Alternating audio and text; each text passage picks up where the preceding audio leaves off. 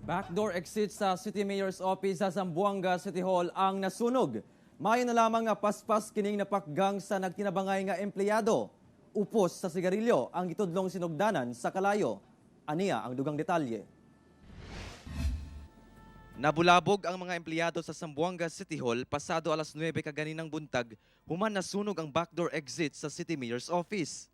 Hinoon paspas nga miresponde ang mga empleyado og nagtinabangay gamit ang fire extinguishers, hinungdan nga napakgang kini una pa man miulbo ang kalayo. Matod sa Bureau of Fire Protection, nagsugod ang sunog sa usa ka karton nga anaay mga junk wires og ubang electronics. Adunay usab nakitang upos sa sigarilyo, usa sa mga nasunog nga karton nga usa sa ginalantaw sa kabomberohan nga sinugdanan sa kalayo. Hinoon walay dakong natalang danyos gawas sa mga karton nga naabo. Paglabay sa usa ka oras, balik trabaho na usab ang mga empleyado.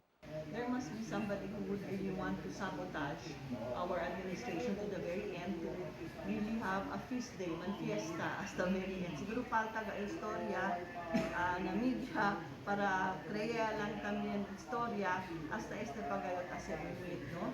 Pero kaya kita man-investigate con este thoroughly, but el kumigo lang over and above that is the safety of our employees.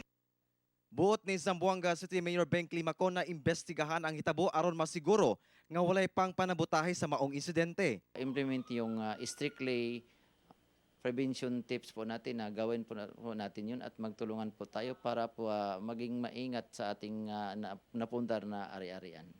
Kauban si Sim Romero sa kamera. Ako si Efren Mamak para sa One Mindanao.